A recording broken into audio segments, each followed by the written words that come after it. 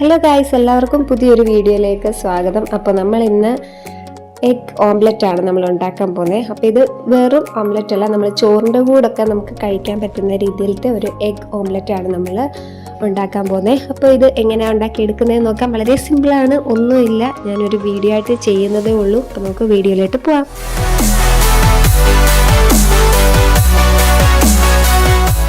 അപ്പോൾ ഗൈസ്, ആദ്യം തന്നെ ഞാനിവിടെ അതിന് വേണ്ടിയിട്ട് കൊച്ചുള്ളി അരിഞ്ഞു വെച്ചിട്ടുണ്ട്. തൊലിയൊക്കെ കളഞ്ഞ് അരിഞ്ഞു വെച്ചു. പിന്നെ ഒരു പച്ചമുളകും എടുത്തിട്ടുണ്ട് കേട്ടോ.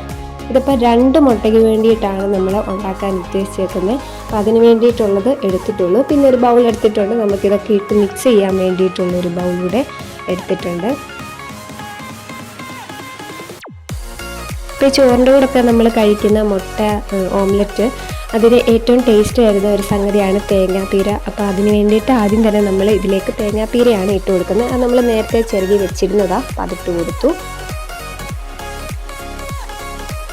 ഇനിയപ്പോൾ ഇതിലേക്ക് നമ്മൾ 2 മുട്ടയും പൊട്ടിച്ചൊഴിക്കാനായിട്ട് പോവാണ്.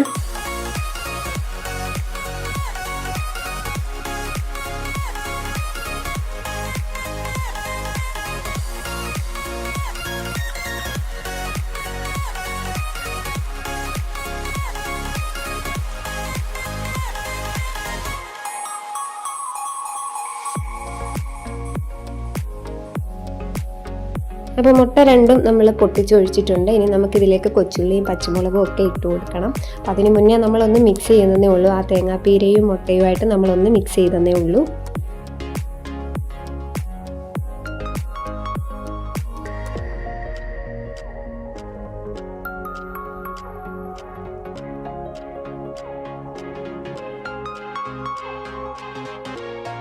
അപ്പം പച്ചമുളകും കൊച്ചുള്ളിയൊക്കെ നമ്മൾ അരിഞ്ഞത് ഇതിലേക്ക് ഇട്ട് കൊടുത്തിട്ടുണ്ട്.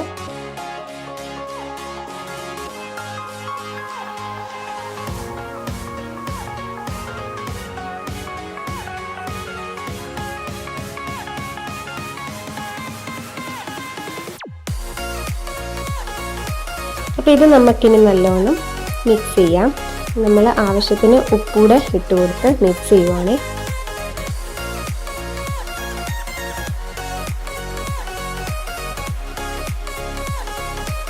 ഇനി കുറച്ച് കറിവേപ്പിലയും കൂടെ നമുക്ക് വേണമെങ്കിൽ ആഡ് ചെയ്യാം. അപ്പം അത് നമ്മൾ ആഡ് ചെയ്യുന്നുണ്ട്.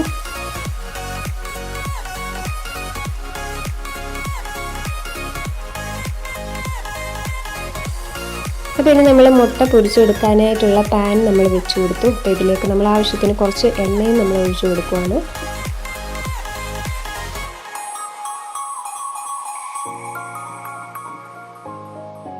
അപ്പോൾ ഇനി നമുക്ക് നമ്മൾ ഇത് അടിച്ചു വെച്ചിരിക്കുന്ന മുട്ട നമ്മൾ ഇതിലേക്ക് ഇട്ട് കൊടുത്തു.